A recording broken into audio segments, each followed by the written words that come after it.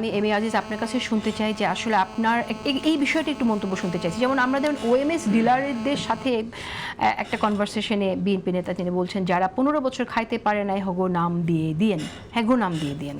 তো এই যে একটা প্রবণতা যে যারা খেতে পারেনি তাদেরকে তাদের নাম দিয়ে দেওয়া এভাবে এর মাঝে তো আসলে সাধারণ মানুষও আছে যাদের আসলে অনেক প্রয়োজন, তারা তখন আসলে বা যারা এই ওএমএস ডিলারদের মধ্যে যাদের সবার আগে দেওয়ার কথা তখন তারা বঞ্চিত হয়ে যায়। তো সেই জায়গা থেকে আপনার কাছে কি মনে হয় যে প্রধানমন্ত্রী তারেক রহমান তো অনেক চেষ্টা করছেন, কিন্তু তার দলেরই এই যে নেতারা যখন এভাবে বলে বিভিন্ন ইউনিয়ন পর্যায়ে বা উপজেলা পর্যায়ে আমরা এরকম মন্তব্য শুনি, সেটা তো আসলে ভীষণ রকম সাংঘর্ষিক। তো এটাকে আপনি কি মনে করেন যে কত দ্রুত এই পরিবর্তন? আমি নিজেও বহুবার বলেছি যে আমরা অনেক সূচকে এত বাধার পরেও এগিয়েছি, রাজনৈতিক সূচকে আমরা পিছিয়েছি। এই অনাচারগুলো তো আছে, কিন্তু আপনি দেখেন ফ্যামিলি কার্ড এখন যে রাজনৈতিক অবস্থা, অর্থনৈতিক অবস্থা দেশের, তাতে ফ্যামিলি কার্ড তো ইশতেহারে দিয়েছিল। এই ইশতেহারে যে শুরু করেছে একটা অভিযোগ তো পাওয়া যায়নি এখনো।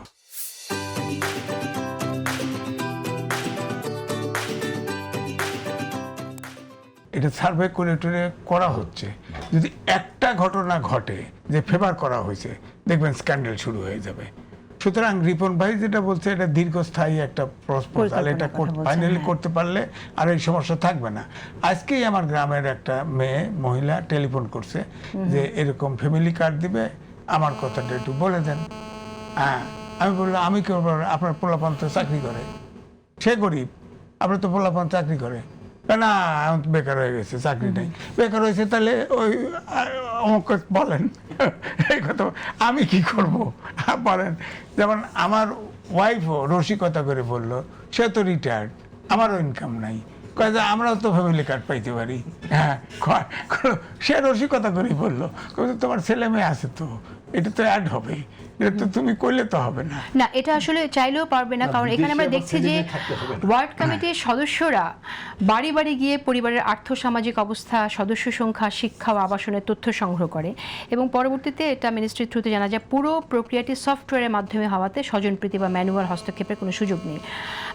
সো সেই জায়গা থেকে আমার মনে হয় যে এটা কাজটা কঠিন, কিন্তু অন্য না, কিন্তু আগে দেখা গেছে টিআর, কাবিখা, যত বৃদ্ধ ভাতা এগুলো তো মেরে খাইছে এবং যার যার পক্ষের লোকরা দিছে এইটা। সুতরাং এটা ডাউটের চোখে আমি বলবো যে এই যে ইলেকশনের আগে যে এই কার্ড, কৃষক কার্ড, ফ্যামিলি কার্ড নিয়ে যে সমালোচনা করা হয়েছে, এটা কিন্তু একটা পজিটিভ দিকও আছে যে এখন খুব সচেতনভাবে এটা দেওয়া হচ্ছে। দেখেন ফ্যামিলি কার্ড দিল, 30,000 দিছে, এবং কৃষক কার্ড 1 মাসের ভিতরে আবার শুরু করতেছে তো, অর্থনৈতিক অবস্থা এত সত্ত্বেও হচ্ছে তো। যতভাবে আমার মনে হয় নিরেট গরিব যারা পাওয়া যোগ্য, যতটুকুই সম্ভব, যদি আন্তরিকভাবে দিতে থাকে, আমার মনে হয় মানুষের পারসেপশন একটা ব্যাপার যে সরকার আন্তরিকভাবে চেষ্টা করতেছে, পারতেছে না, এটা হলে মানুষ কিন্তু সময় দিবে। যদি দেখে যে এই যে উচ্চ বিলাসী চোট বাটপার এগুলো মাঝখানে মধ্যসত্ত্বভোগী মারে খায়, তাহলে কিন্তু এটা খারাপ হবে। উদাহরণ অর্থাৎ এই যে ফ্যামিলি কার্ড বিতরণ, ধরেন এই যে করাইল বস্তিতে দিল, এখানে 30,000 নারীকে দিয়েছে, এখানে তো একটাও তো এতক্ষণে বেড়ে যেত। যদি কোনো 2 নম্বরই কোনো ফেভার করে কাউকে দেওয়া হয়তো বেরিয়ে যেত। তো এই জন্যে বলছি যে একটা সার্ভে তো হচ্ছে। এখন যারা ইউপি চেয়ারম্যান আছে, চেয়ারম্যান তো নাই, এগুলো নাই, তো তাদের মাধ্যমে বা সরকারি লোক দিয়ে করলেও দেখবেন যে ওই বিনিময়ের মাধ্যমে যে সেও নিয়ে যেতে পারে। সুতরাং এইটা সৎ লোক।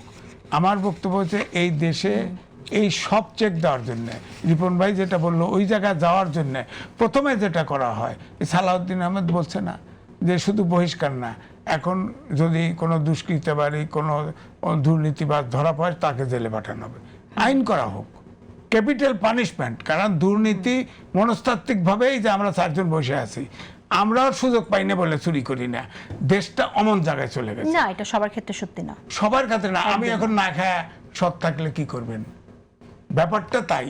অর্থাৎ আমি বলছি মনোজগতের চেঞ্জ হয়েছে। আমি তো স্কুল জীবনে, ইউনিভার্সিটি জীবনে একটা দুর্নীতিবাজ দেখলে মন থেকে ঘৃণা করতাম, একটা বিড়াল রাস্তায় মারা থাকলে দুঃখ পাইতাম। এখন তো 7 জন মারা থাকলে দুঃখ পাই না। এখন তো চোরকে যারা ঘুষ খায়, চুরি করে, জমি দখল করে, তাদেরকে সালাম না দিলে তো সমাজে টিকেই থাকা যায় না।